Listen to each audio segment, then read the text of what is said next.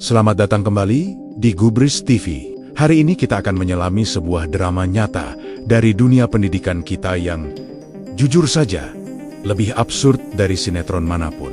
Sebuah drama kriminalisasi guru yang menampar murid karena merokok di lingkungan sekolahnya. Dalam video ini kita tidak akan membahas tentang kronologi kejadian, apalagi tempat atau daerah di mana kejadian ini terjadi. Kita akan membahas dari sudut pandang yang lain tentang kasus ini. Lebih tepatnya kita akan mengupas tentang paradoks dunia pendidikan di negeri yang konon beradab ini, di era yang katanya modern ini. Video ini kami buat dengan ilustrasi futuristik dengan teknologi AI.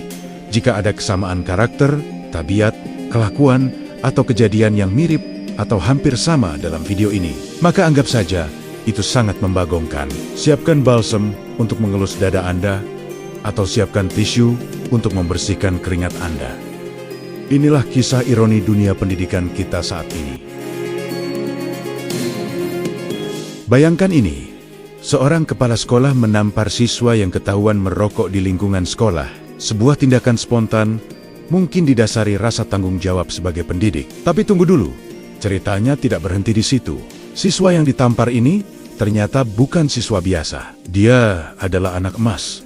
Bukan karena prestasi akademisnya, tapi karena ia punya orang tua yang dengan gagah berani maju ke depan. Bukan untuk meminta maaf atas kelakuan anaknya, tapi untuk melaporkan sang kepala sekolah ke polisi. Ya, Anda tidak salah dengar.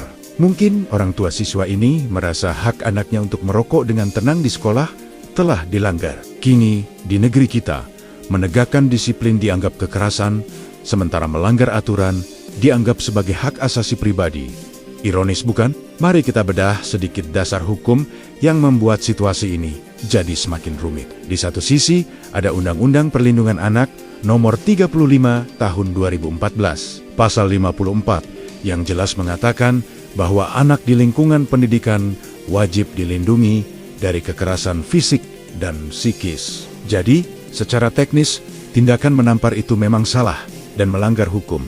Ini jelas. Namun, di sisi lain, kita punya serangkaian peraturan lain. Ada Permendikbud Nomor 82 Tahun 2015 yang mewajibkan siswa menaati tata tertib sekolah. Ada juga Peraturan Pemerintah Nomor 52 Tahun 2017 yang menyatakan bahwa pembinaan karakter dan disiplin adalah bagian dari perlindungan anak itu sendiri. Jadi, kita terjebak dalam sebuah paradoks yang elegan ketika guru mencoba mendisiplinkan siswa, ia berisiko melanggar hukum. Tapi ketika siswa secara terang-terangan melanggar aturan, ia justru dilindungi oleh hukum. Ini adalah sebuah simalakama hukum yang membuat para pendidik kita serba salah. Mereka dihadapkan pada pilihan, menegakkan aturan dengan risiko dipidana, atau membiarkan pelanggaran demi menjaga keamanan posisi mereka sendiri. Murid didorong untuk bebas berekspresi, yang mana itu bagus. Tapi seringkali, kebebasan itu berubah menjadi kebablasan. Seringkali, kebebasan itu juga ditafsirkan sebagai kebebasan untuk melakukan apa saja tanpa memikirkan tanggung jawab, apalagi merasa diri anak pejabat. Dan jika Anda pikir ceritanya sudah cukup aneh, kita sampai pada klimaks yang paling tidak terduga dari drama ini. Setelah kepala sekolah dilaporkan, apa yang terjadi? Para siswa justru melakukan aksi mogok belajar.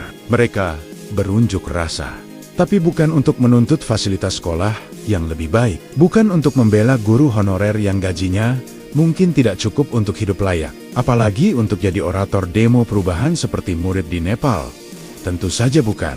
Mereka mogok belajar untuk membela teman mereka yang jelas-jelas salah karena merokok di sekolah. Luar biasa, 630 siswa serentak mogok belajar semata karena seorang teman mereka ditampar kepala sekolah setelah ketahuan merokok di lingkungan sekolah. Sekali lagi, sungguh luar biasa.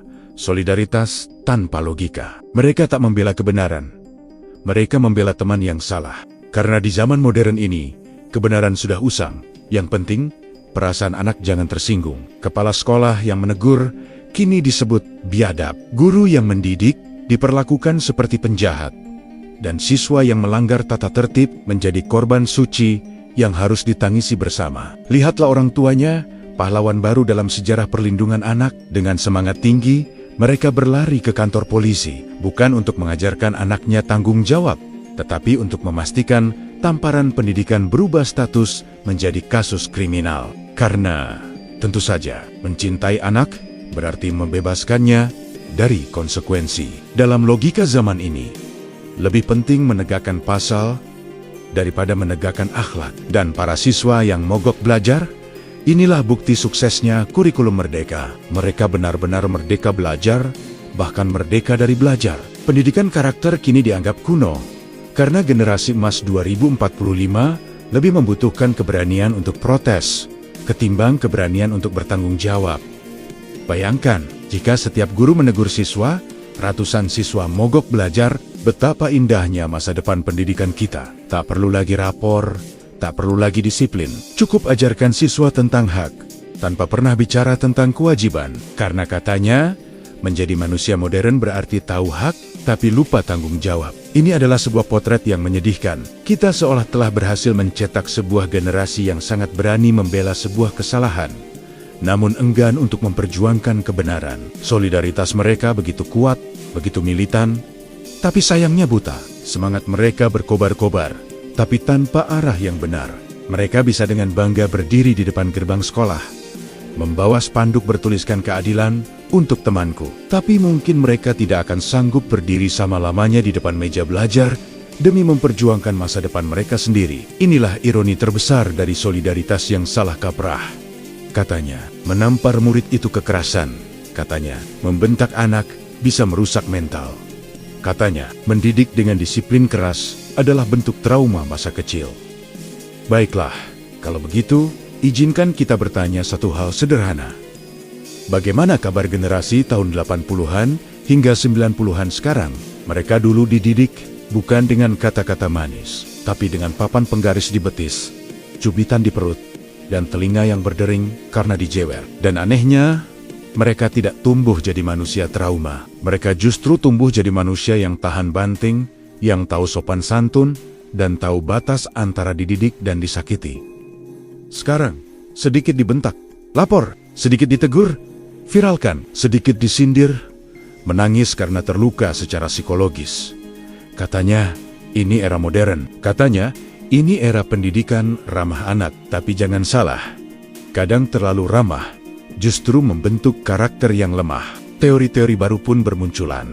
Konsep parenting dari luar negeri disalin mentah-mentah dengan label keren, hasil riset, kajian akademik, berbasis psikologi perkembangan anak.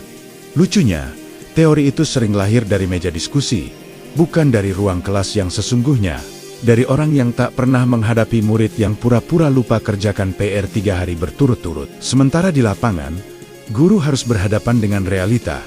Murid yang lebih sibuk update story daripada buka buku. Murid yang berani melawan guru, tapi takut menghadapi soal ujian. Jadi, mari kita jujur. Kalau benar kerasnya didikan bisa merusak mental, maka seharusnya generasi 80-an dan 90-an sekarang sudah jadi pasien rumah sakit jiwa secara massal. Tapi apa yang terjadi? Mereka justru jadi generasi paling tangguh di tengah dunia kerja, paling tahan tekanan, dan paling bisa berpikir logis di tengah masalah. Mungkin yang kita sebut kekerasan dulu, itu sebenarnya ketegasan. Yang kita sebut trauma sekarang itu mungkin sekadar rasa malu karena salah. Dan yang kita sebut perlindungan anak hari ini, kadang malah jadi tameng untuk membenarkan kesalahan. Jadi, mari kita pikir ulang. Apakah benar lembut selalu berarti baik? Apakah keras selalu berarti salah? Karena tanpa ketegasan, pendidikan hanya jadi drama, dan guru hanya jadi figuran di panggung sandiwara moral zaman ini. Kita tidak perlu kembali ke era kekerasan, tapi juga jangan sampai takut bersikap tegas atas nama ramah anak. Karena kalau setiap teguran dianggap trauma, dan setiap disiplin dianggap kekerasan, maka jangan kaget. Kita sedang mencetak generasi yang pandai berbicara tentang hak, tapi tak tahu cara menunaikan kewajiban. Keras bukan berarti benci, lembut bukan berarti sayang. Kadang, yang paling peduli justru yang paling berani menegur. Dari semua kejadian ini, ada satu refleksi pahit yang mungkin dirasakan oleh para guru di seluruh negeri ini. Mereka sedang belajar pelajaran paling sulit dalam karir mereka, bahwa menjadi benar terkadang bisa membuatmu disalahkan, bahwa mendidik dengan tegas bisa berujung pada laporan polisi. Mungkin memang sudah waktunya peran guru berevolusi, bukan lagi sebagai pendidik karakter, tapi sekadar menjadi notilen moral di masyarakat. Tugas mereka hanya mencatat setiap pelanggaran, menyusun laporan yang rapi, lalu mengirimkannya ke orang tua atau pihak berwenang. Biarkan mereka yang menyelesaikan, karena di Konoha, paradigma pendidikan sepertinya sudah benar-benar terbalik. Pelanggar aturan kini diposisikan sebagai korban. Penegak disiplin dicap sebagai pelaku kejahatan. Dan sekolah, tempat yang seharusnya menjadi pusat pencerahan, kini telah berubah menjadi panggung sandiwara paling ironis di abad ini. Jadi, mungkin kita harus membiarkan saja mereka merokok. Biarkan mereka tumbuh besar dalam kepulan asap dari kebebasan palsu yang begitu mereka agungkan. Mungkin suatu hari nanti, ketika mereka dewasa, mereka akan sadar bahwa yang benar-benar membuat dada mereka sesak bukanlah asap rokok, melainkan rasa malu karena pernah mati-matian memperjuangkan sesuatu yang jelas-jelas salah. Kepada para guru yang masih bertahan di garda terdepan, selamat mengajar.